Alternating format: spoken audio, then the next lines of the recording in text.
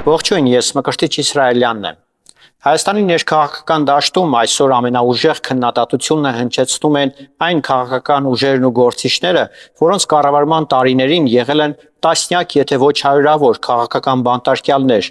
գործել են խոսքի ազատության խիստ սահմանափակումներ։ Այսօր այդ նույն մարդիկ ներկայացնում են իրենց որպես ժողովրդավարության պաշտպաններ, մեղադրելով իշխանություններին քաղաքական բռնաճնշումների, խոսքի ազատության սահմանափակումների և հակաժողովրդավարական վարքագծի համար։ Այստեղ առաջանում է թերևս ամենակարևոր և գլխավոր հարցադրումը. արդյոք արժանահավատ է այն քննադատությունը, որը հնչեցնում են մարդիկ, որոնց քաղաքական կենսագրությունն ամբողջությամբ հակասում է իրենց այսօրվա հայտարարություններին։ Անկախ այն հանգամանքից, թե ով է այսօր իշխանություն, հասարակության հիշողությունը չի ջնջվում, և դժվար է անտեսել այն փաստը, որ մինչև 2018 թվականը Հայաստանում եղել են քաղաքական հետապնդումների և ճնշումների բազմաթիվ դեպքեր։ Մասնավոր հեռուստաընկերությունները գտնվել են տոտալ վերահսկողության տակ, իսկ մարդու իրավունքների պաշտպանությունը կրել է ընդամենը ձևական բնույթ։ Անցյալի պատասխանատուներն այսօր փորձում են հանդես գալ որպես նոր ժողովրդավարական համակարգի պահապաններ։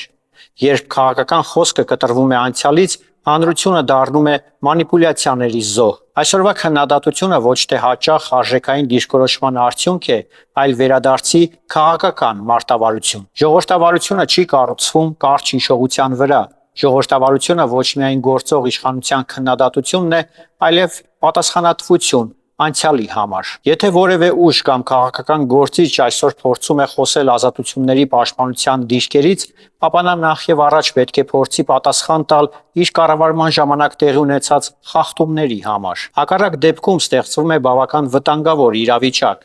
երբ ամենահամարձակ ժողովրդավարական խոսքը հնչում է ամենաավտորիտար մարդկանց շուրթերից,